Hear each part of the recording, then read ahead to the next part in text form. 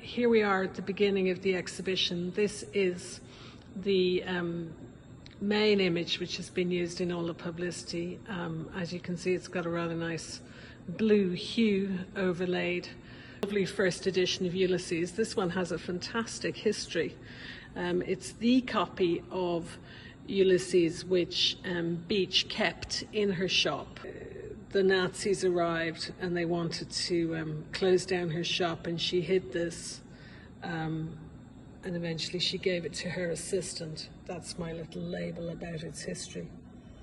December 1941, so it's a sort of interesting survival, beautifully displayed, explaining the structure of the exhibition. We've got two opening contextual sections, and family, and then new woman, and then there's a sort of chronological sweep: the egoist, the little review, Shakespeare and Company, and then a section on after Ulysses. So this little room here is the family section, and another giant photograph, very iconic.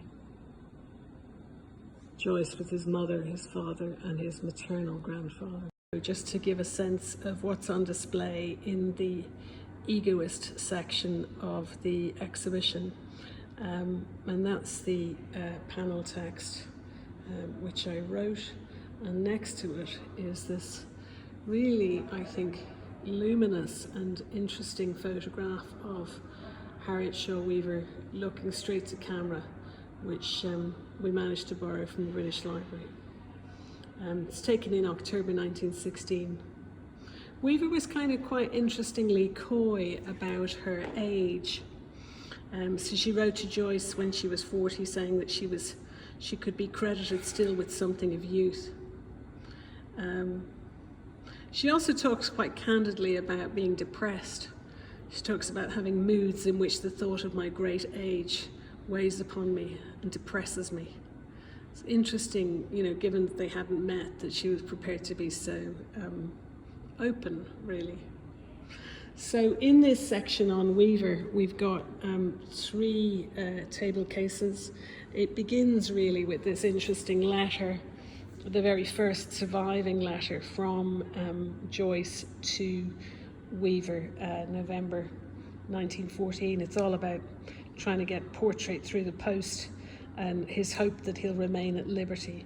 We've got the envelope too, opened by censor. Joyce sent it from Venice to London, and it got intercepted and opened by censor. This is a plea for money from Ezra Pound. Dear Weaver, please send Joyce some money. It's a telegram to say that she'd actually done so. This is an interesting letter from one of her legal advisors saying, whatever you do, don't give money to James Joyce, dated 1918. This is an interesting letter. It's only been partially published, which is Joyce thanking the Monroe Saw & Co. for the money, £5,000 gift that Weaver sent him in May 1919. He didn't know it was coming from Weaver at this stage. This is the letter. This is Weaver's hand. This is borrowed from Cornell. It gives you a sense of her correspondence. Not much of Weaver's correspondence survives. Kind of interesting, really difficult hand to read. And it says, at the end, she says, it was I who sent the message through Messrs. Monroe Saw & Company. Perhaps I should add. Obviously that admission completely changed the relationship. Here is a record of, in Weaver's hand, of all of Joyce's illnesses. I think what happens with Weaver is it becomes a kind of caring relationship, certainly by the mid-20s. And if you look at this letter, which is kind of extraordinary, this is Joyce writing to someone called Lily Bollock, unfortunate name. Look at the hand. It gives you a sense of quite how difficult, I mean, this is standard size note paper, not quite A4. It gives you a sense of, you know, how hard his activity of writing could become. He didn't always write by hand though. Sometimes he had to go at typing, and this is a very rare thing, which is a letter which shows Joyce actually having a go at typing, written to Weaver in 1930. I just want to say a little bit about Weaver and money. I'm just here in the exhibition room looking at the major display wall. As you can see, that is Jane Heap and Margaret Anderson. I'm going to turn from that around to this single case, which has just got 3 objects in it. Here it is. So this is rather less interesting to look at, but I think absolutely full of meaning. This is a page of the accounts that we were able to borrow from the British Library. And it gives you a sense of how much Harriet Shaw Weaver actually gave to Joyce. It shows that she gave him nearly £23,000, which is equivalent to about 1.3 million in today's terms. The idea being that he would live on the interest of about 5%, so about £66,000 a year. That, of course, was not Joyce's only income. He also got royalties. He did quite well on royalties, both from Beach and from Weaver. And the next page over here is a really unusual page of Weaver attempting to keep accounts. And it shows us that she was spending more on Ulysses than she was making. So between November 1922 and September 1923, she gave Joyce a royalty of 1,500 quid, in addition to the money she gave him through the stocks and shares in the other document. So that's another page of financial information, also borrowed from the British Library. And then finally, this one I think is really fascinating.